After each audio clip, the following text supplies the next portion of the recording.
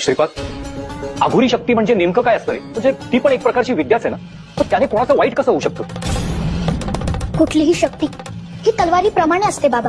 जसं आपण तलवारीने फळही कापू शकतो आणि एखाद्याचा जीवही घेऊ शकतो, तसंच शक्तींचं आहे. तिचा दुरुपयोग झाला की अशा गोष्टी घडतातच. आपल्या मनात एखाद्या विषयी द्वेष असेल, त्याचं वाईट चिंतलं जात असेल, तर अशा शक्तींचा उपयोग करून त्याला उद्ध्वस्त करण्याचा प्रयत्न केला जातो. पण श्रीपाद, यातून चांगल्या माणसाची सुटका होणार तरी कशी? ज्याच्यावर गुरुकृपा आहे, ज्याची परमेश्वरावर निस्सीम भक्ती आहे, अशा मनुष्याचं दुष्ट शक्ती काही करू शकत नाही. गुरु त्यांच्या पाठीशी उभे राहून त्यांना अशा संकटातून वाचवतात. श्रीधर काका आणि नर्मदा काकूंच्या गाठीशी जे संचित आहेत, त्यामुळेच त्यांची आणि माझी भेट झाली.